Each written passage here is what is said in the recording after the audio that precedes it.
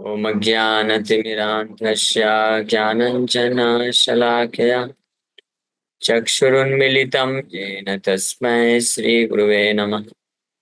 नमः विष्णुपादाय कृष्णप्रेष्ठाय भूतले श्रीमते भक्तिवेदान्तस्वामिन्निति नामिने। नमस्ते सारस्वती देवे गौरवाणी प्रचारिणे निर्विशेषा शून्यवादी पाश्चात्यदेशतारिणे। नमो महावदन्याय कृष्णप्रेमप्रदायते कृष्णाय कृष्णचैतन्य नामने गौरतुसे नमः। जय श्री कृष्ण चैतन्य प्रभु नित्यानंद श्री अद्वैत गदाधर श्रीवासादि गौर भक्त वृंदा। हरे कृष्णा कृष्णा कृष्णा हरे हरे, हरे राम राम राम हरे हरे। हरे कृष्ण। आप सभी भक्तों का हार्दिक स्वागत है आज के गौर कथा में श्री चैतन्य चरितमृत से। हम लोग चर्चा कर रहे हैं आदि लीला श्री चैतन्य चरितमृत, ग्लोरीज ऑफ अद्वैताचार्य। अद्वैताचार्य की महिमा का वर्णन चल रहा है। तो यहाँ तक हम लोग चर्चा किए थे कि हर कोई भगवान कृष्ण का दास है और कृष्ण के किंकर दास के रूप में कार्य करते हैं। भगवान बलराम सहित जितने भी विष्णु तत्व हैं, देवी देवता हैं, भगवान शंकर का भी उदाहरण हुआ। और फिर फाइनली बोले से ही कृष्ण अवतीर्ण चैतन्य ईश्वर अतएव आर सब तहार किंकर। केहा न माने सब तार दास, ये न माने तार है से ही पापे नाश। सब कृष्ण के दास है, भगवान के दास हैं, लेकिन कुछ लोग मान लेते हैं, कुछ लोग नहीं मानते हैं। ये दो कैटेगरी है। और कुछ लोग इस दो कैटेगरी के बीच के कैटेगरी के होते हैं। कुछ लोग हैं कि जो पूरी तरह से कृष्ण के दास मान लेते हैं, कृष्ण ही का ही एकमात्र चरण कमल का आश्रय चाहिए, ऐसा इच्छा रखते हैं। कुछ है तो बिल्कुल नहीं मानते कृष्ण को, तो मानते ही नहीं, पूरा माया चाहिए। लेकिन कुछ बीच के होते हैं जो कृष्ण भी चाहिए और माया भी चाहिए, ऐसे भी हो जाते हैं। तो यहाँ पे बोल रहे हैं ये ना माने तार है से ही पापे नाश। जो नहीं मानता है बिल्कुल तरीके से, वो तो पाप में उसका तो विनाश हो जाता है। यानी विनाश मतलब वो निम्न योनियों को प्राप्त करता है, पाप करता है, दुख भोगता है। और जो मानते हैं वो तो भगवान के दिव्य चरण कमल की पूर्ण रूप से सेवा में लग के दिव्य आनंद भगवान के धाम को प्राप्त करते हैं। और जो बीच वाले होते हैं उनका क्या होता है, पुनरअपि जन्म पुनरअपि मरणम, उनको बार बार जन्म लेना पड़ता है।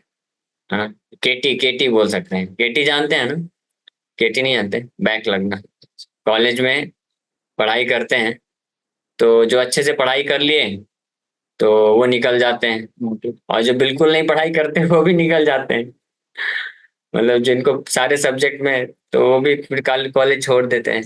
लेकिन जो बीच वाले होते हैं, थोड़ा पढ़ाई भी करते हैं, थोड़ा नहीं भी करते हैं, थोड़ा पढ़ाई भी करते हैं, थोड़ा माया में भी रहते हैं, तो उनका फिर जो है सब्जेक्ट में केटी लगता है, या बैक बोलते हैं कि एक आध दो सब्जेक्ट में अटक जाते हैं तो फिर से एग्जाम देना पड़ता है। फिर अटकेंगे फिर एग्जाम देंगे, फिर अटकेंगे फिर एग्जाम देंगे। तो ऐसे बहुत फिर एंग्जाइटी रहता है। उसी प्रकार से ऐसे भक्त, ऐसे लोग जो कृष्ण को भी चाहते हैं, साथ में माया का भी थोड़ा सुख प्राप्त करने की इच्छा रहती है, तो फिर उसके कारण केटी लग जाता है, बैक लग जाता है, तो यानी वापस से जन्म लेना पड़ जाता है। केवल और केवल वो भक्त जो इस स्थिति में आ जाते हैं कि केवल कृष्ण के चरण कमलों का ही आश्रय चाहिए, और कोई व्यक्ति या वस्तु से आसक्ति नहीं चाहिए, तो वही एलिजिबल होते हैं या योग्य होते हैं पूरी तरह से इस भौतिक संसार को त्याग करके भगवान के धाम में जाने के लिए। क्योंकि कृष्ण इतने दयालु हैं, इतने दयालु हैं कि अगर किसी के हृदय में, किसी भक्त के हृदय में एक छोटी सी भी इच्छा होगी, लेस मात्र भी, तो भगवान उसको दया करके जन्म प्रदान करेंगे। आप लो, इस इच्छा को भी पूरी करो। इसलिए प्रभुपाद जी एक लेक्चर में बोलते हैं कि अगर किसी की इस भौतिक जगत में एक रसगुल्ला खाने की भी इच्छा रहेगी, तो रसगुल्ला खाने के लिए वापस से जन्म लेके आना पड़ेगा। हाँ। और भगवान कृष्ण तो और भी, इससे भी ज्यादा दयालु है। और क्या दया है, कोई भक्त है जिसका कोई इच्छा नहीं है, केवल कृष्ण के चरण कमल दे चाहता है आश्रय, तो भगवान ला के देंगे, थोड़ा ये भी ट्राई करो, थोड़ा ये भी ट्राई करो। प्रहलाद महाराज कितनी शुद्ध भक्ति की है ना। अब भगवान को क्या पता नहीं था, प्रहलाद महाराज के हृदय में तो है, भगवान तो जानते हैं प्रहलाद तो मेरा बिल्कुल पूर्ण रूप से शुद्ध भक्त है, मेरे चरण कमल के आश्रय के अलावा और कुछ नहीं चाहता है। फिर भी आकर के प्रलोभन दिए ना, बोले वर मांगो। पृथ्वी का राजा बनना है, नहीं स्वर्ग का बना देता हूँ, चलो ब्रह्मांड का ब्रह्मा बना देता हूँ, सिद्धि तो ले लो, अष्ट सिद्धियां दे देता हूँ। प्रहलाद महाराज सब मना कर दिए। प्रहलाद महाराज बोले प्रभु मुझे धोखा मत दीजिए, मुझे ये सब कुछ नहीं चाहिए, मैंने देख लिया है, मेरे बाप के पास सब कुछ था, पूरे ब्रह्मांड का राजा था, और उसका क्या हाल हुआ मैं देख लिया हूँ, और मैं तो असुर परिवार में जन्म लिया हूँ। ये विनम्रता है। प्रहलाद महाराज विनम्रता पूर्वक बोले कि मैं असुर परिवार में जन्म लिया हूँ, वैसे ही बहुत सारी भोग वासनाएं हृदय में हैं, और आप आके प्रलोभन देंगे तो फिर तो ये तो गड़बड़ हो जाएगा, तो आप मेरा टेस्ट मत लीजिए इस प्रकार से, मैं बस आपके चरण कमलों का आश्रय चाहता हूँ, तो आप जो है कृपा करिए, ऐसे मत फंसाइए मुझे, और अगर आप कुछ वरदान देना चाहते हैं तो ये वरदान दीजिए। क्या क्या चाहिए तुमको? हाँ कि भौतिक हृदय में जो भी काम वासनाएं हैं, भौतिक इच्छा है, वो सब नष्ट कर दीजिए। तो इस प्रकार से जो पूर्ण रूप से कृष्ण के शुद्ध दास बनना चाहते हैं उनका ये भाव होता है। तो ये कैटेगरी के ऐसे लोग होते हैं। अब आगे बता रहे हैं, चैतन्य रदास मुई चैतन्य रदास, चैतन्य रदास मुई तार दास रदास। I am a servant of Lord Chaitanya, a servant of Lord Chaitanya. I am a servant of Lord Chaitanya and a servant of his servants. इस दास भाव में नित्यानंद प्रभु और अद्वैताचार्य इस तरह से हुंकार लगाते हैं, चैतन्य रे दास मुई, मैं चैतन्य महाप्रभु का दास हूँ। हमको ये शिक्षा लेना चाहिए। हमारे पास जब भी कभी प्रलोभन कुछ आता है ना किसी अन्य का दास बनने के लिए, तो इमीडिएटली माया को या मन को ऐसा जोर से हुंकार लगा के बोलना चाहिए, चैतन्य रे दास मोई, चैतन्य रे दास, I am servant of Lord Shri Chaitanya Mahaprabhu, why should I become your servant. मैं भगवान का दास हूँ, आपका दास क्यों बनूं? कोई बोलेगा नहीं प्रभु जी हम भगवान के दास हैं, लेकिन हम माया के मालिक बनना चाहते हैं। मालिक करके कोई नहीं बन सकता माया का। इस संसार में हर कोई दास ही बनता है। अगर आप देखेंगे प्रैक्टिकली, अगर कोई ध्यान पूर्वक गहराई से विचार करे तो हर व्यक्ति दास ही है। पति पत्नी का दास है, पत्नी पति की दासी है, बच्चे माँ बाप के दास है, माँ बाप बच्चों के दास है, शिक्षक स्टूडेंट का दास है, स्टूडेंट शिक्षक के दास है, मंत्री प्रजा का दास है, प्रजा मंत्री के दास है। हाँ, कंपनी में भी इस प्रकार से कस्टमर जो है शॉपकीपर का दास है और वो उसका दास है, तो वे एक दूसरे का सेवा ही कर रहे हैं हर कोई। हाँ, और अल्टीमेटली ये सब अलग अलग माध्यम है, लेकिन अल्टीमेटली सब कोई मन के दास है ना? मन मन के दास है, इंद्रियों के दास हैं। तो इसलिए कभी भी मन का दास, इंद्रियों का दास बनने का मौका मिले, प्रलोभन मिले, तो तुरंत बोलना चाहिए क्या, नहीं नहीं, मैं चैतन्य रदास मुई, चैतन्य रदास मुई तार दास से रदास, मैं भगवान चैतन्य महाप्रभु का दास हूँ और उनके दासों का दास हूँ। हाँ, फिर कोई बोलेगा हाँ प्रभु जी मैं भगवान का दास हूँ और वो भगवान का दास दासी है, तो मैं उनका दास बन। लेकिन उसमें केंद्र, ये जब बोला जा रहा है चैतन्य रे दास मुई तार दासे रे दास, तो तार शब्द आया है। तार शब्द का मतलब क्या है, उनका, किनका, भगवान का। तो भगवान के दास बन सकते हैं, है ना? लेकिन अगर मान लीजिए कोई भक्त से भी अटैच हो जाता है, आसक्त हो जाता है, लेकिन भगवान के कॉन्सेप्शन के अलावा आ जाती है भावना, भगवान को केंद्र में से हटा करके कोई भावना आ जाती है, तो वो फिर जो है माया का दास हो गया। कुंती महारानी की प्रार्थना में ये स्पष्ट पता चलता है।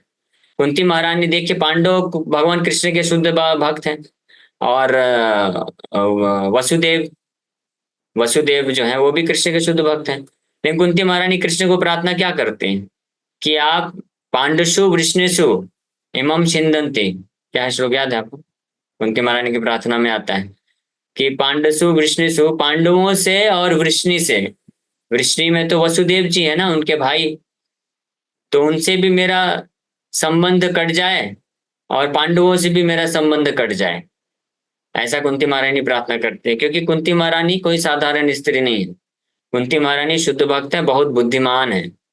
हाँ, कृष्ण भक्त बड़ो चतुर, कृष्ण भक्त जानता है कि माया कैसे कैसे रूप में आ सकती है, माया भक्त का रूप धारण करके भी सामने आ सकती है। तो इसलिए भक्त बुद्धिमान होते हैं। तो कुंती महारानी ने एक क्यों बोल दिया कि पांडवों से भी मेरा नाता रिश्ता खत्म कर दीजिए, पांडव तो भक्त हैं।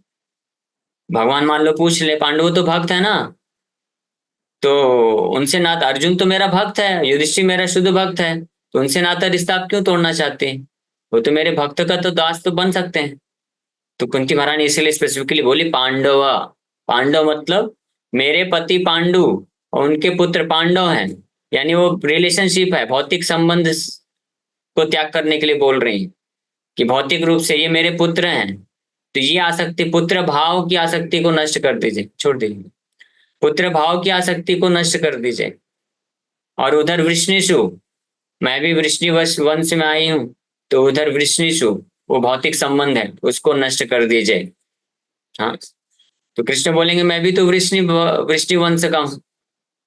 तो नहीं नहीं, आप जो है आपके प्रति आसक्ति बस बनी रहे, तो कृष्ण के चरण कमल में ही आसक्ति बनी रहे। इसी प्रकार से इस भौतिक जगत में भक्तों के लिए भी ये है संदेश है कि जैसे कोई गृहस्थ भक्त होते हैं, उनके पति पत्नी बच्चे माँ बाप होते हैं, तो उनको किस रूप में देखना चाहिए? उनको भगवान के दास दासी के रूप में देखना चाहिए और उनका सेवा करना चाहिए, ऐसा समझ के, इस दृष्टिकोण से। हाँ, जैसे गोपाल भट्ट गोस्वामी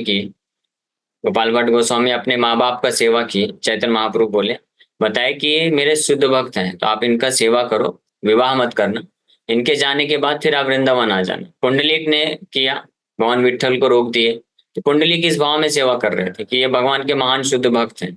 श्रवण कुमार ने सेवा किया, तो भगवान के शुद्ध भक्तों का सेवा किया।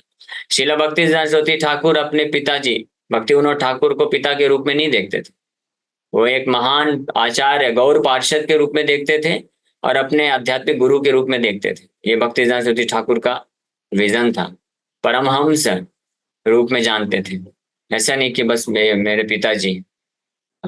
तो ये जो है ये इस तरह से भाव होता है। तो यहाँ पे नित्यानंद अद्वैताचार्य बोल रहे हैं चैतन्य मेरा दास मोहि, चैतन्य हमको शिक्षा दे रहे हैं, उनके अंदर ये भाव है कि मैं चैतन्य महाप्रभु का दास हूँ, उनके दासों का दास हूँ। लेकिन हमारे लिए भी ये शिक्षा है, क्योंकि वो आदि गुरु बलराम है ना, बलराम जी आदि गुरु हैं। हम सब जो है जितने भी गुरु हैं उनके प्रतिनिधि हैं।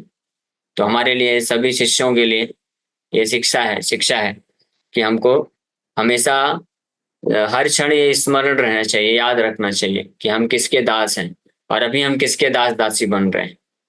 हम किसके दास हैं और अभी हम किसके दास दासी बन रहे हैं, ये स्मरण रहना चाहिए। हम दास हैं किसके? भगवान कृष्ण के। हमेशा याद रखना चाहिए चैतन्य रे दास में, कृष्ण रे दास में।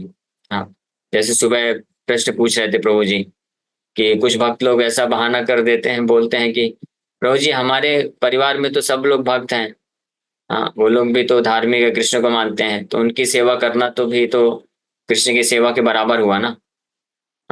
लेकिन यहाँ से पता चल रहा है कि आप किस भाव में सेवा में लगे हुए हैं। अगर उनको अपने से संबंधित मान रहे हैं, पति बच्चे ये सब मान के कर रहे हैं, तो वो फिर वो भाव नहीं है कि कृष्ण के भक्त का आप सेवा कर रहे हैं। तो ये बहुत गहरा तत्व है। हाँ, इस तरीके से, इसीलिए अगर कोई व्यक्ति ना भगवान कृष्ण के पास जाके प्रार्थना करता है कि भगवान मेरे माँ बाप का, मेरे बच्चों का, मेरे पति का, मेरे पत्नी का रक्षा करिए, तो वास्तव में ये भी एक तरह से गलत है। हाँ, मतलब सही है, लेकिन हम गहरे स्तर पे जाकर के चर्चा कर रहे हैं, क्योंकि हमको अभी भी लगता है कि ये मेरे बच्चे, मेरे पति पत्नी भाई बहन सगे संबंधी या मेरे देशवासी, लेकिन वो हमारे नहीं हैं। वो किसके हैं? वो कृष्ण के हैं। तो कृष्ण को ज्यादा चिंता है उनकी। हाँ, मान लीजिए जैसे आ, आपके परिवार में आपके कोई सदस्य हैं, आपके भाई बहन हैं और माँ बाप हैं, पति पत्नी बच्चे हैं, तो कोई अन्य अजनबी व्यक्ति आता है और आपके पास आके प्रार्थना करता है, और आपके भाई है या आपके बहन है, और बोलता है कि आप कृपा करके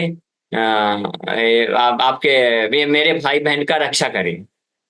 हाँ, मतलब आपके भाई बहन को बोलता है मेरा भाई बहन, अपना भाई बहन बताता है और बोलता है कि मेरे ये भाई बहन का आप रक्षा करिए, तो आपको कैसा लगेगा?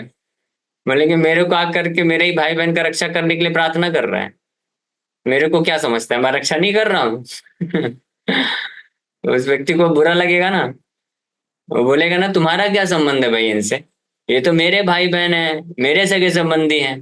तुम मेरे पास आकर के मेरे से प्रार्थना कर रहे हो कि मैं अपने ही सगे संबंधी का रक्षा करूं। यानी तुम ये बताना चाह रहे हो कि तुमको ज्यादा इनकी टेंशन है, तुम्हारे पास ज्यादा, तुम्हारे ज्यादा संबंधी हैं, ये तुम्हारे हैं, मेरे नहीं है। अर्जुन ऐसे ही बोल रहा था। दृष्टवे तो इमं, दृष्टवे स्वजनम कृष्णम। हाँ, समु समुपस्थितम, क्या श्लोक है, दृष्टवे इमं स्वजनम कृष्ण, दृष्टवा इमं स्वजनम कृष्ण। अर्जुन पहले अध्याय में यही बोल रहे थे देहात बुद्धि में होने के कारण कि हे कृष्ण, दृष्टवा देख करके, इमं स्वजनम, अपने इन स्वजनों को देख करके कृष्ण, मेरा शरीर में कंपन हो रहा है, मैं विचलित हो रहा हूँ इनकी रक्षा के बारे में सोच सोच के कि इनका क्या होगा। हाँ, तो भगवान कृष्ण अंदर से मुस्कुरा रहे हैं, बोल रहे हैं देखो कैसा मूर्ख है।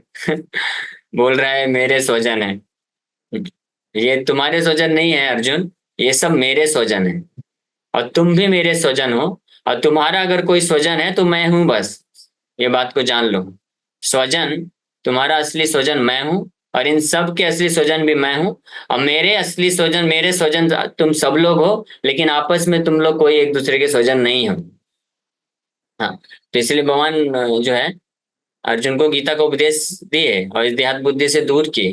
हाँ, तो भगवान के पास इससे, हालांकि भगवान बहुत दयालु हैं, भगवान प्रसन्न होते हैं। हम भगवान के, इसलिए हमको करना चाहिए प्रार्थना, जाते हैं एक कनेक्शन तो बनेगा, लेकिन धीरे धीरे हमको जिस स्तर पे आना चाहिए, विचार करना चाहिए, श्रद्धा रखना चाहिए कि भगवान वास्तव में है, सब व्यक्ति, हर एक सगे संबंधी जितने भी व्यक्ति हैं सब भगवान उनके स्वजन हैं। भगवान के हृदय में उनके प्रति जितनी चिंता है ना, हमारे हृदय में उनके प्रति उतनी चिंता नहीं है। भगवान ज्यादा केयर करते हैं। हाँ, तो इसलिए भगवान से केवल एक ही मात्र प्रार्थना करना चाहिए कि भगवान हमको आपके चरण कमलों में आश्रय दीजिए, हम सबको आपके चरण कमलों में आश्रय दीजिए, है ना। मेरा आपके साथ संबंध है, मैं इस संबंध को हमेशा ध्यान में रख करके आप पे आश्रित रहूं, और आपका जो है तुच्छ प्रतिनिधि दास बन करके आपकी इच्छा से मैं कुछ माध्यम बन सकूं, अगर आपके इन स्वजनों का सेवा करने के लिए तो आप मुझे लगाइए, ये भाव होता है। हाँ, जैसे गृहस्थ भक्त है इस भाव से सेवा करना चाहिए। गृहस्थ भक्त है, अपने जैसे माँ अपने बच्चों का पालन पोषण करना है, भक्ति मिलाना है, तो इस भाव से करना चाहिए कि कृष्ण ये आपके बच्चे हैं, ये आपके हैं, आप इनकी असली हितैषी हैं, और मैं भी आपका हूँ, मैं आपका एक विनम्र दास हूँ। तो आप मुझे माध्यम बना करके इनकी सेवा जो कराना चाहते हैं कराइए, मैं सेवा करने के लिए तैयार हूँ, ताकि ये आपसे जुड़ सके, आपकी भक्ति में आगे बढ़ सके। ये उचित भाव होता है। जो शुद्ध वैष्णव, शुद्ध गृहस्थ भक्त होते हैं, वो इस भाव से अपने घर वालों का, सगे संबंधियों का सेवा करते हैं, अच्छे से करते हैं, और बल्कि और अच्छे से करते हैं, क्योंकि वहां पे अब ये धारणा आती है कि ये मेरे मालिक कृष्ण, मेरे स्वामी कृष्ण हैं, उनसे संबंधित लोग हैं, तो ये बड़े खास हैं, कृष्ण इनको, कृष्ण के ये प्रिय हैं, कृष्ण चाहते हैं, तो इसलिए मुझे इनका अच्छे से सेवा करना चाहिए। जब हम अपना मान के करेंगे ना, तो उसमें क्या आएगा कि अपना मान के कर रहे हैं, इसका मतलब ये लोग मेरे लिए कार्य करना चाहिए, मुझे संतुष्ट करने चाहिए, मेरी जो भावना है उनको टेक केयर करना चाहिए, उसको ठेस नहीं पहुंचाना चाहिए। और जैसे ही वो होगा तो फिर हम उनके विरोधी भी बन सकते हैं। लेकिन अगर हम कृष्ण की भावना को ध्यान में रखते हुए, कृष्ण को केंद्र में रखते हुए करेंगे, तो डजेंट मैटर, हर परिस्थिति में हम उनका जो है केवल दास बन करके सेवा ही करेंगे।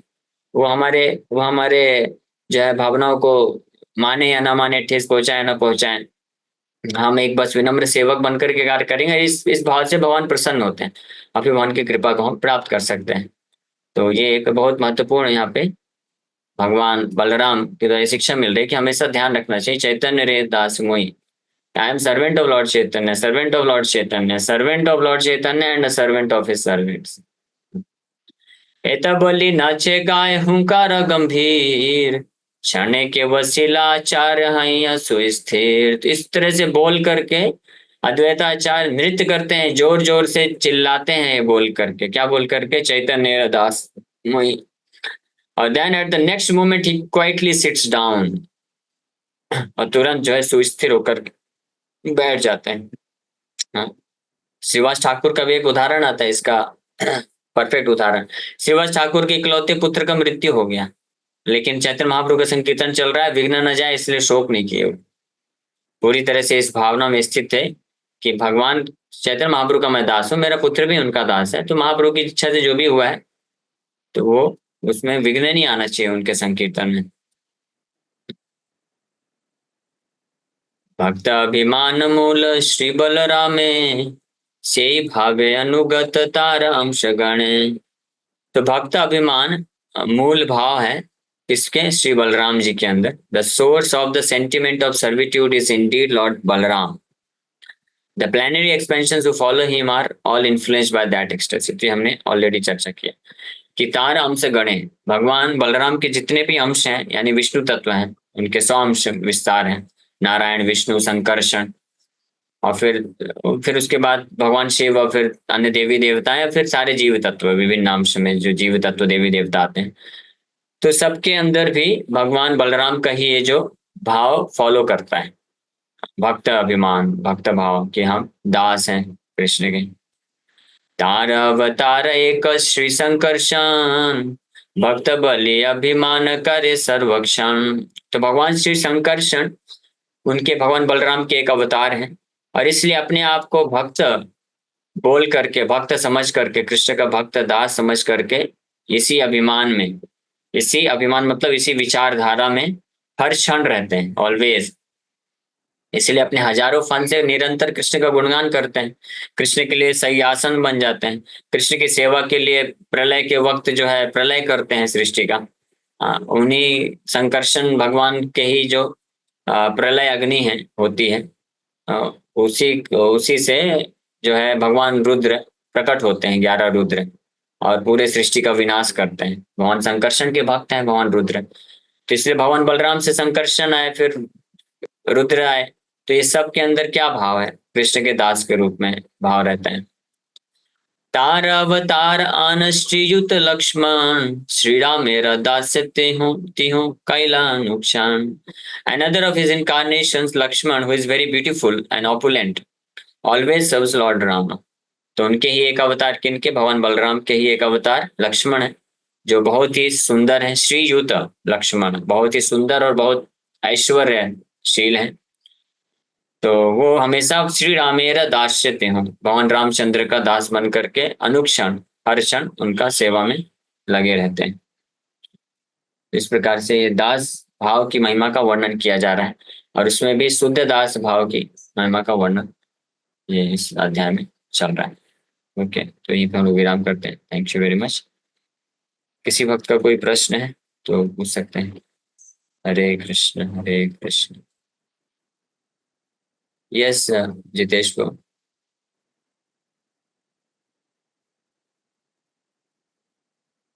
जितेश को सुन पा रहे हैं? हाँ प्रभु जी, माइक ऑन कर रहा था, हो नहीं रहा था। हरे कृष्णा, दंडवत प्रणाम प्रभु जी। हरे कृष्ण। मैं ये दोबारा सुनना चाहता था कि भगवान शिव रुद्र के संकर्षण है, ऐसा कुछ कहा था आपने, और ये भगवान संकर्षण का मतलब जानना चाहता था। संकर्षण सम्यक रूपेण आकर्षण, कई इसके मतलब होते हैं। संकर्षण जो है, भगवान बलराम जब प्रकट हुए तो उनको भी संकर्षण नाम दिया गया। तो एक कारण वहां पे गर्ग ऋषि बताते हैं कि ये जो है यदुओं को और उनसे संबंध बना के रखने में हमेशा सहायक रहेंगे। जब कुरुओं के बीच में, यदुओं के बीच में जब भी फाइट होने वाला रहता है तो भगवान दोनों को आकर्षित करके मित्रता कराते हैं, संधि कराते हैं, इसलिए संकर्षण नाम पड़ा। तो इससे हम ये भी बोल सकते हैं कि जीवात्मा, भगवान संकर्षण सभी जीवात्माओं के गुरु बन करके जो भटके हुए जीवात्मा उनको कृष्ण से संधि कराते हैं, मिलवाते हैं, संकर्षण है ना।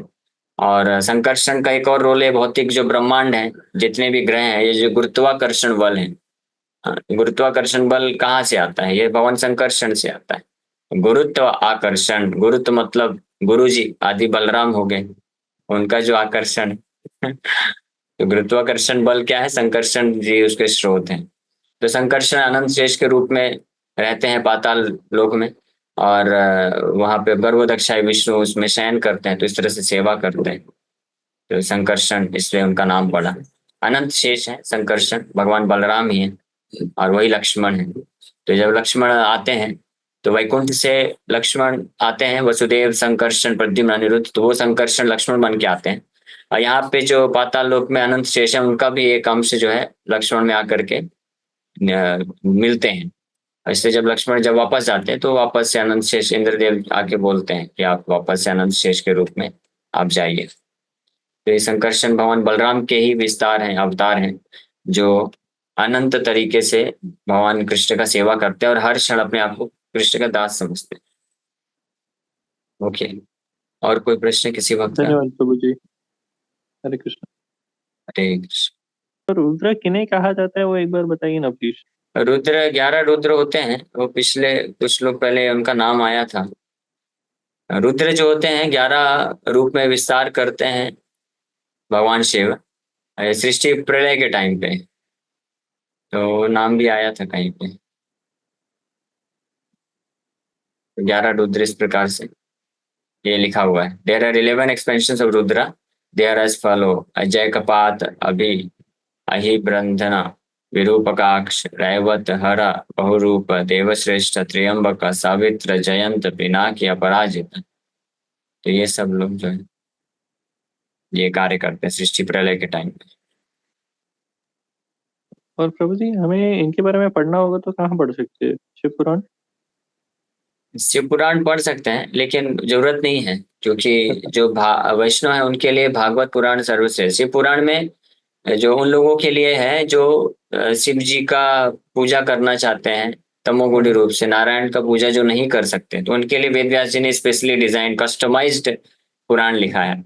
और उसमें इसलिए शिव जी को ही भगवान स्थापित किए हैं, इसलिए ताकि उनको श्रद्धा उत्पन्न हो और वो शिव जी को ही परम भगवान मान के पूजा कर सके। ये वेद व्यास जी एक अन्यत्र दूसरे सतोगुणी पुराण में एक श्लोक में ये लिखते हैं कि मैंने कुछ पुराणों में किसी देवी देवताओं को भगवान शिव को ऐसे भगवान करके घोषित किया है। इसका कारण है ताकि वो उनके जो फॉलोवर हैं उनके अंदर श्रद्धा आ सके, वो लोग कर सके, ताकि वो प्रगति कर सके धीरे धीरे। इसलिए वैष्णवों के लिए रिकमेंडेड नहीं है ये पुराण पढ़ने। वैष्णवों के लिए तो बेस्ट है केवल भागवत पुराण पढ़ना चाहिए।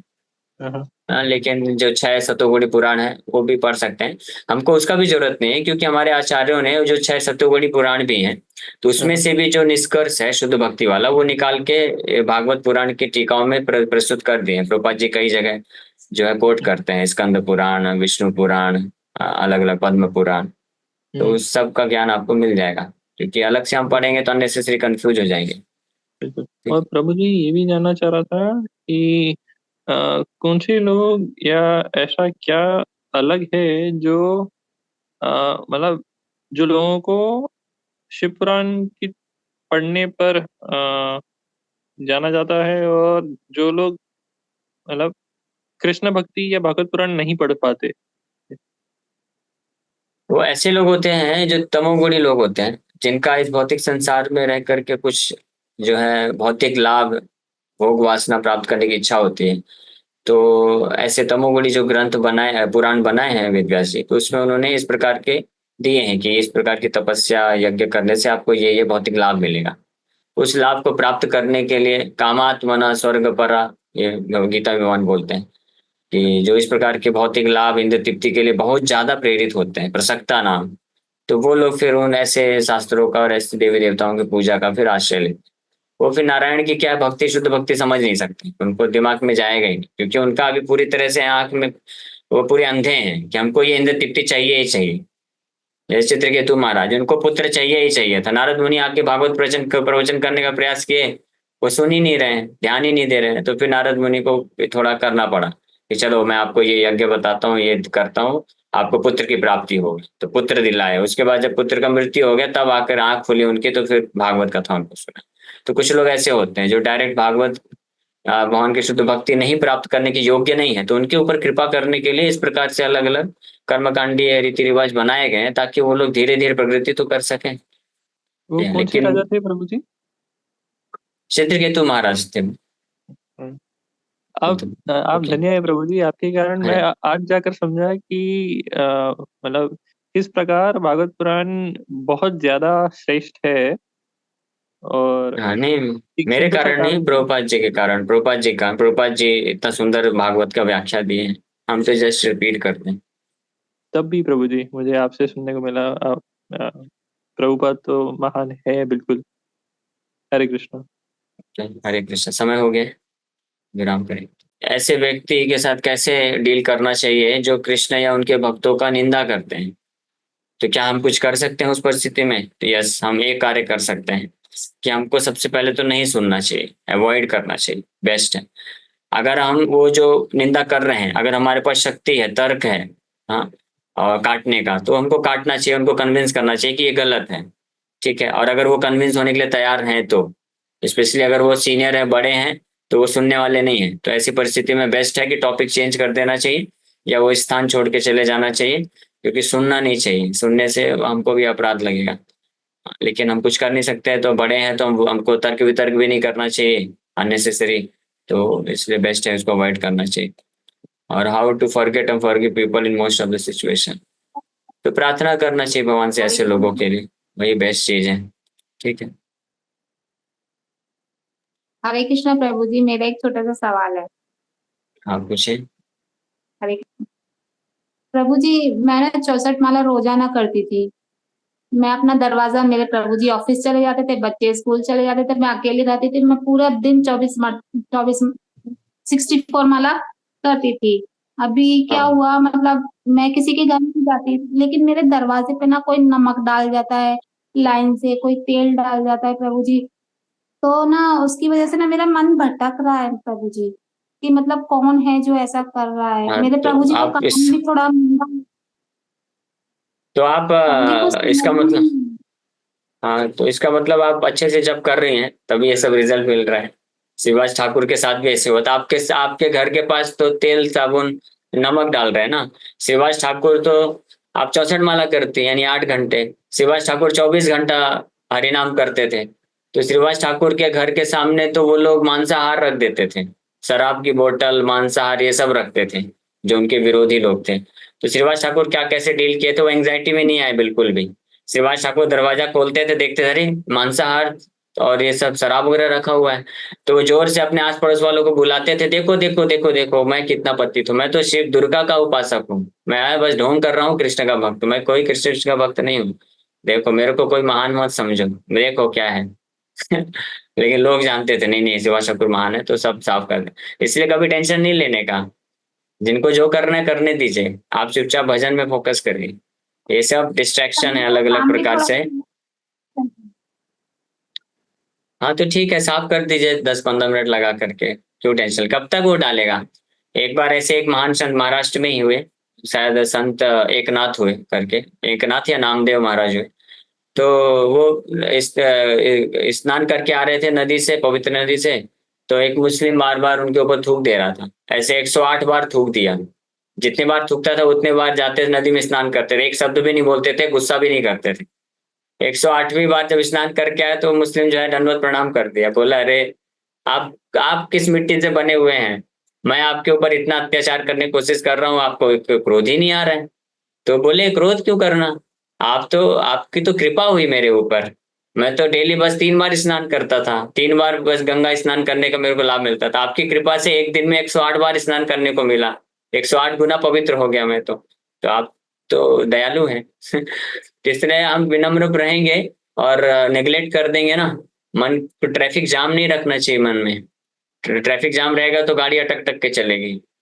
ट्रैफिक जाम मतलब समझ रहे हैं ना, यानी मन में किसी ने कुछ बोल दिया, कुछ कह दिया, कुछ कर दिया, तो उसको मन में बैठाना नहीं चाहिए, जस्ट उसको निकाल देना चाहिए, और जो जितना मिनिमम में जो चीजें करके अपना भजन करते रहना चाहिए।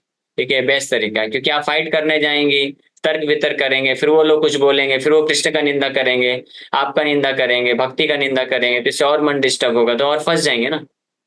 तो इसलिए ये सब चीजें नेग्लेक्ट करना चाहिए।